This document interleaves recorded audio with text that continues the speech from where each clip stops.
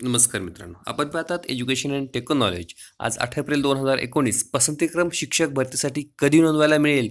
त्याचबरोबर राज्यामध्ये प्राध्यापकांची 3,580 पदांची भरती, निवडणूक आयोगाची मान्यता, किती जागा नेमक्या रिक्त आहेत, कधीपासून भरती आहे आणि पसंतीक्रम आपल्याला शिक्षक भरतीसाठी मित्रांनो कधी नोंदवायला मिळेल, यासारख्या महत्त्वाच्या बाबी आपण या व्हिडिओच्या माध्यमातून जाणून घेणार आहोत. आज 8 एप्रिल 2019 महत्त्वाचे अपडेट्स. जर तुम्ही चॅनलवरती नवीन असाल तर सबस्क्राईब करा, बेलचिन्ह प्रेस करा. नियमितपणे तुम्हाला शिक्षक भरतीचे अपडेट्स तुम्हाला मोबाईलवर मिळत राहतील. चला तर मग सुरुवात करूया मित्रांनो. ही सर्व माहिती प्राजक्ता गोडसे मॅडम यांच्याकडून मिळालेली आहे. कोर्टातील सर्व केसेस एकत्रितपणे चालविल्या जाऊन एकाच खंडपीठात सर्व याचिका क्लब व्हाव्यात, एकत्र व्हाव्यात, लवकर निकाल लागला जावा, यासाठी प्रशासन योग्य पद्धतीने प्रयत्न करत आहे. सुरुवातीला सांगितलेलं आपल्या सर्वांना माहीत आहे. सर्व केसेसचा एकत्रितपणे निकाल कोर्ट सुट्टीवर जाण्याआधी लागला जावा यासाठी प्रयत्न चालू आहेत.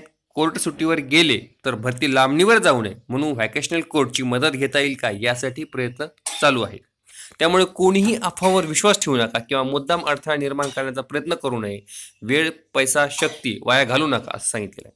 या आठवड्याच्या शेवटी किंवा पुढच्या आठवड्याच्या सुरुवातीला प्राधान्यक्रम भरण्याबाबत आवश्यक सूचना. मित्रांनो बघा, या ठिकाणी या आठवड्या शेवटी, आज या ठिकाणी बघा गुरुवार आहे, किंवा पुढच्या आठवड्याच्या सुरुवातीला आपल्याला प्राधान्यक्रम भरण्यासंदर्भात महत्त्वाच्या सूचना पोर्टलवर पाहायला मिळतील. त्या सूचनांचा प्रत्येकाने स्वतःचा व्यवस्थित अभ्यास करावा. प्राधान्यक्रम भरण्याबाबत मार्गदर्शकपर व्हिडिओ पण तयार झालेला आहे, आपल्या सर्वांना तो माहीत आहे. त्यात योग्य ते बदल करून बघा, या ठिकाणी निकालानुसार विद्यार्थ्यांना समजायला सोपे जावे म्हणून युजर फ्रेंडली बनवून पुढील आठवड्यात कोर्टाच्या निकालानुसार आवश्यक असतील तर योग्य ते बदल करून आपल्याला प्राधान्यक्रम निवडीसाठी टॅब ओपन करून दिला जाईल. सगळे आता त्या ठिकाणी तो व्हिडिओ जो असणार आहे तो आपल्यासाठी असणार आहे आणि आपल्या सोयीनुसार आपल्याला समजण्यास योग्य अशा भाषेमध्ये युजर फ्रेंडली तो असणार आहे. या प्रक्रियेसाठी जास्त वेळ घेतला जाणार नाही.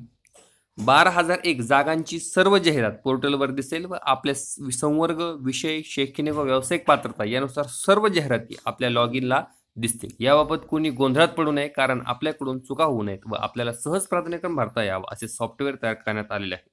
आपल्या सर्वांना ते माहीत आहे. आचारसंहिता संपल्यावर उर्वरित जागा पण त्वरित याच अभियोग्यता गुणानुसार भरल्या जाव्यात.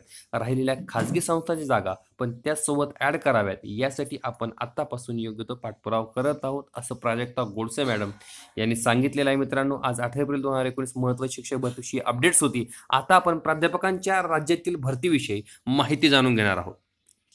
मित्रांनो, आपल्यासमोर बघा, प्राध्यापकांच्या भरतीला निवडणूक आयोगाची मान्यता, आचारसंहितेचा अडसर दूर, 3,580 पद राज्यामध्ये प्राध्यापकांची भरली जाणार. आत्ता निवडणुकीमध्ये मित्रांनो कधीपासून सुरुवात आहे बघा, काय म्हटलंय त्यांनी, निवडणुकीवर आचारसंहितेमुळे खोळंबलेल्या प्राध्यापक भरतीला आता गती मिळणार आहे. आचारसंहिता जाहीर होण्यापूर्वी ना हरकत प्रमाणपत्र म्हणजे बघा, या ठिकाणी एनओसी ज्यांनी मिळवली होती मित्रांनो जागांच्या भरतीबाबत, त्या महाविद्यालयांना प्राध्यापक किंवा कर्मचाऱ्यांची भरती करता येणार आहे. राज्यामध्ये एकूण तब्बल बघा 10 अकृषी विद्यापीठामध्ये प्राध्यापकांची, कर्मचाऱ्यांची जवळजवळ 9,580 जवळजवळ 10,000 पदं रिक्त आहेत. त्यापैकी 3,580 पदांची भरती शासनाने मान्यता दिली आहे. मंजूर झालेल्या पदांच्या भरतीसाठी मान्यता प्रक्रिया महाविद्यालयांनी सुरू केली आहे. मात्र आचारसंहिता लागल्यामुळे थांबली होती. आता आचारसंहिता लागू होण्यापूर्वी राज्यातील 118 महाविद्यालयातील 870 पदांना मान्यता मिळाली होती. या पदांच्या भरतीसाठी जाहिरात, निवडणूक प्रक्रिया करता येणार आहे. त्यामुळे सेट नेट बघा, या ठिकाणी पात्रता मित्रांनो, सेट नेट पदव्युत्तर पदवी लागणार आहे, सेट नेट लागणार आहे. उमेदवारांना काहीसा दिलासा मिळालेला आहे. मात्र निवड यादीतील राज्य निवडणुका झाल्यानंतर 29 एप्रिल नंतर या याद्या ज्या आहेत निवड यादी राज्यातील, ती 29 एप्रिल नंतर या ठिकाणी जाहीर करण्यात येणार आहे.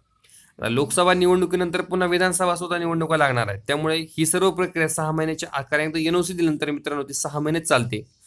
त्यामुळे 6 महिने ती वैध असल्यामुळे मान्यता मिळाल्यानंतर ती सर्व प्रक्रिया 6 महिन्याच्या आतमध्ये पार पाडावी लागणार आहे. 3,580 पदं राज्यामध्ये भरली जाणार आहेत प्राध्यापकांची. या संदर्भात महत्त्वाची माहिती वाटली म्हणून यावरती व्हिडिओ बनवला. मित्रांनो, अशाच महत्त्वाचे अपडेट्स तुम्ही चॅनल सबस्क्राईब करा, बेल चिन्ह प्रेस करा, व्हिडिओ आवडला तर लाईक करा, माझ्यासाठी शेअर करा. तोपर्यंत धन्यवाद. जय हिंद, जय भारत.